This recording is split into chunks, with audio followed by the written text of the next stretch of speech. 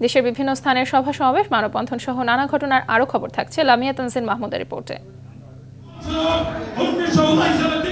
যারা সুষ্ঠু নির্বাচন চাইলে সমালোচনা করে তারা রাজনীতির চোরা পথ দিয়ে ক্ষমতায় যেতে চায়। নরসিংদীতে শহীদ জিয়াউর রহমানের ৪৪তম মৃত্যুবার্ষিকী উপলক্ষে আলোচনা সভা ও দোয়া মাহফিলে প্রধান অতিথির বক্তব্যে বিএনপির স্থায়ী কমিটির সদস্য ডক্টর আব্দুল মঈন খান এসব কথা বলেন। পিরোজপুরে কাউখালীতে এবং নারায়ণগঞ্জের রূপগঞ্জে শহীদ রাষ্ট্রপতি জিয়াউর রহমানের ৪৪তম শাহাদাত বার্ষিকী উপলক্ষে আলোচনা সভা ও দোয়া মাহফিল অনুষ্ঠিত হয়েছে। যশোরে বেনাপোল সীমান্তে অভিযান চালিয়ে প্রায় ১৩ লাখ টাকা মূল্যের মাদকদ্রব্য ও চোরাচালান পণ্য এবং সুনামগঞ্জের সুরমা নদী দিয়ে পাচারের সময় টাস্ক ফোর্সের অভিযানে ২ কোটি টাকার ভারতীয় শাড়ি, ক্রিম ও জিরা জব্দ করেছে বিজিবি।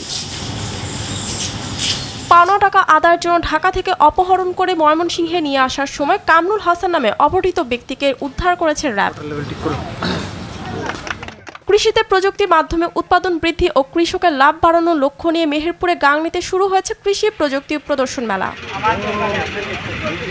বাংলাদেশ জ্বালানি তেল ব্যবসায়ী ওনার্স অ্যাসোসিয়েশনের খুলনা বিভাগে ৩ জনকে হত্যার উদ্দেশ্যে সন্ত্রাসীদের নৃশংস হামলার প্রতিবাদে কর্মবিরতি ও বিক্ষোভ সমাবেশ করেছে শ্রমিকরা।